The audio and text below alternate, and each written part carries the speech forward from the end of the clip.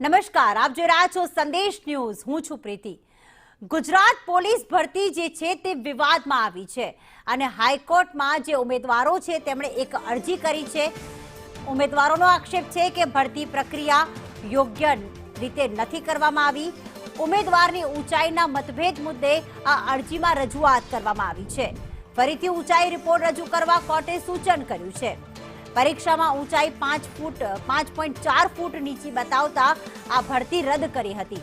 તો અગાઉની ભરતીમાં 5.4 ફૂટ ઉપર બતાવી હતી. પોલીસ ભરતી માટે 5.4 ફૂટ વધુ ઊંચાઈ જે છે તે માન્ય છે, પરંતુ તે ભરતી રદ કરવામાં આવી છે. દિવ્યા, પોલીસ ભરતીના જે ઉમેદવારો છે, કેટલા ઉમેદવારોએ ભેગા મળીને અરજી કરી છે અને અરજીમાં કઈ બાબતે આક્ષેપ કરવામાં આવ્યા છે?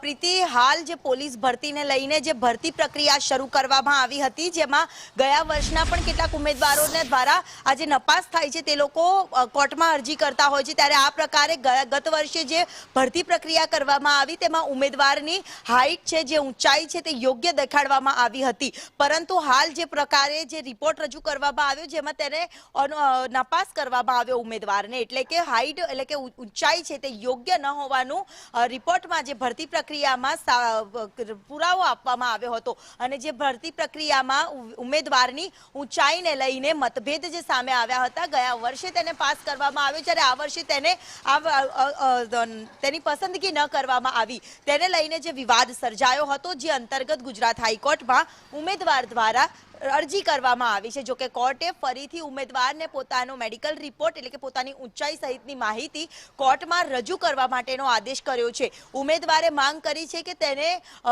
જે ઉમેદવારોની પસંદગી હતી ભરતી પ્રક્રિયામાં તેને સમાવેશ કરવામાં આવે તેવી ઉમેદવારે માંગ કરી છે. જોકે આવતીકાલે તેનો રિપોર્ટ છે તે કરવામાં આવશે અને જે બાદ આગામી દિવસમાં આ ઉમેદવાર દ્વારા કોર્ટમાં રિપોર્ટ છે તે રજૂ કરવામાં આવશે અને ઉમેદવારને ભરતી પ્રક્રિયા કરવી કે ન કરવી તે બાબતને લઈને કોર્ટ દ્વારા નિર્ણય લેવામાં આવશે. પરંતુ આ પોલીસ ભરતીમાં જે બાબતો જે મતભેદની સામે આવતી હોય છે તેને લઈને વધુ એક ઉમેદવારે ગુજરાત હાઈકોર્ટનું શરણ લીધું છે. જી, આભાર દિવ્યા તમામ વિગતો માટે.